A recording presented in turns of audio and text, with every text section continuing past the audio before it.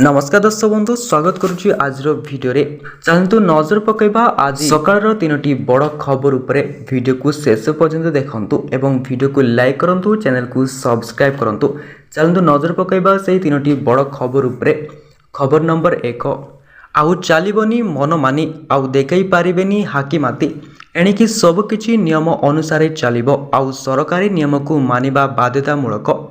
नियम न मानिले हेबो कार्यानुष्ठान सरकारी चाकरिया को एपरी भाबे रोकटोक सुनाई देचंती नुआ सरकार एणिकी ड्यूटी रे खिलाफ कले आउ निस्तार नाही अति कम रे 7.5 घंटा काम करबा को पड़िबो आउ 4 घंटा कम समय ऑफिस रे काम करिथिले से दिन अनुपस्थित बोली धरा जिवो सेपरी 4 घंटा अधिक 7.5 घंटा कम हेले हाफ डे बोली धरा जिवो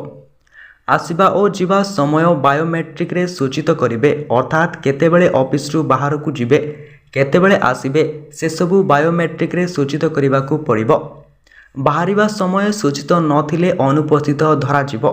सबुठु बड़ कथा हेउची आउ ड्यूटी समय को टकी पारिबेनी सरकारी कर्मचारी 3:10 सुधा ऑफिस रे उपस्थित रहिबे कर्मचारी ऑफिस पहुंचवा को अध घंटा कहल मिलिबो या सब बेले लागू हेबनी केवल जरूरी परिस्थिति रे मिलिबो अध घंटा कहल एनी राज्य अर्थ विभाग पक्षरु विभागीय कर्मचारी को निर्देश दिया जायछि जाको नै सब सरकारी कर्मचारी तत्परता देखिबा को मिलिछि। खबर नंबर 2 नुआ सरकार बड़ घोषणा ओडिशा रे मोहन सरकार आरंभ हेबा दिनटारू बड़ बड़ पदक्षेप निया जाउछि। ओडिशा रे प्रथम थर बीजेपी सरकार आसिबा परे एक्टिव मोड रे अछंती मुख्यमंत्री मोहन चरण माझी एही क्रम रे विधानसभा अधिवेशन रे गुरुत्वपूर्ण घोषणा करचंती राज्य सरकार गोटे परे गोटे बड़ पदक्षेप नै उदाहरण सृष्टि करूचंती राज्य सरकार एबे राशन कार्ड को नहीं विधानसभा रे बड़ घोषणा करिचंती खाद्य जोगाण मंत्री कृष्ण चंद्र पात्र राज्यर लक्ष लक्ष राशन कार्ड धारी बड़ घोषणा करा जायछि। विधानसभा अधिवेशन रे राशन कार्ड धारी बड़ घोषणा करा जायथिबा बेले खूब शीघ्र यह कार्यकारी हेबो बोली जोगाण मंत्री कहिसंती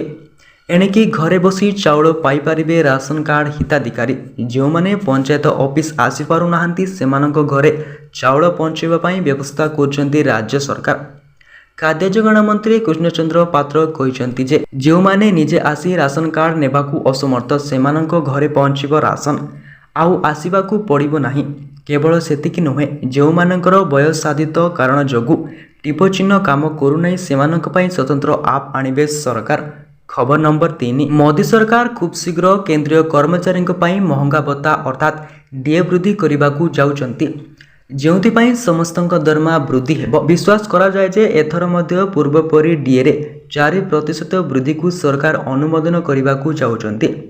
जदि यह घटे तेबे कर्मचारी एवं पेंशन भोगी प्राप्त परिमाण वृद्धि हेबो ए वृद्धि रु प्राय 1 कोटी कर्मचारी एवं पेंशन भोगी उपकृत हेबे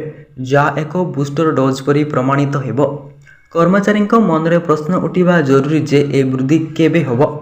सरकार ए पर्यंत आनुष्ठानिक भावे डीए वृद्धि तारीख घोषणा करि नाहंती किंतु गणमाध्यम रिपोर्ट या अगस्त प्रथम सप्ताह अर्थात 7 तारीख पर्यंत लागू हेबो बोली कुआ जायछि। या पूर्व जुलाई 23 रे आर्थिक बजेट उपस्थापना करुथवा बेले सरकार डीए ऊपर किछि कहि नाहंती कर्मचारी माने आशा करुथिले जे अष्टम वेतन आयोग ऊपर मध्ये किछि